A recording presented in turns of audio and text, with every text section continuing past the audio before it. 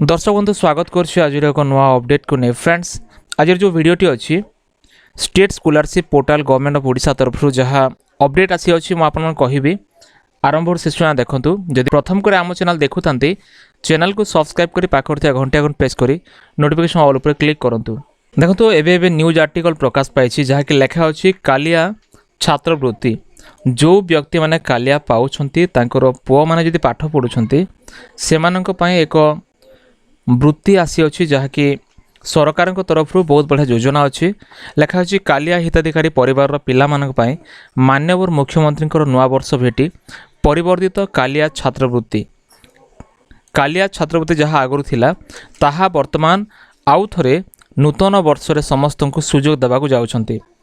पुणी कौन सब गाइडलाइन रही मुझे कहूँ। देखो समस्त सरकारी बेसरकारी AISHE मानर शिक्षा अनुष्ठान सह IIT IIM NIT एम्स एवं ICAR गुड़िक वृत्तिगत वैषयिक शिक्षापी मिल आर्थिक सहायता जो मैंने पढ़ुंट AISHE IIT IIM NIT AIIMS आउ ICAR रे से ये जो सुविधा अच्छी से माने कालिया छात्रवृत्ति योजना माध्यम रे स्कॉलरशिप पाई पारिबे जहाँकि सरकारी शिक्षा अनुष्ठान रे समस्त खर्च एवं बेसरकारी शिक्षा अनुष्ठान रो निर्धारित हार रे खर्च बहन करेंगे राज्य सरकार। से जो खर्च हवाक थिला तांको पाठ पढ़ारे प्रत्येक खर्च राज्य सरकार बहन करेंगे।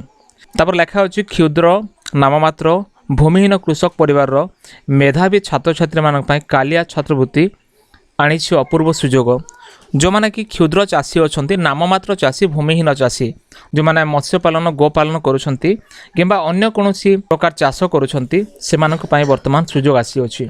आ देखो ये जो समय सीमा निर्धारित करा जायछि आपण ऑनलाइन करि परिबे मो सेवा केन्द्र जनसेवा केन्द्र आपण जोठी भी जाइकी ऑनलाइन करि परिबे। 2023-24 शिक्षा वर्ष पय ऑनलाइन आवेदन समय सीमा रहउछि 9 जनवरी रु 31 जनवरी 2024।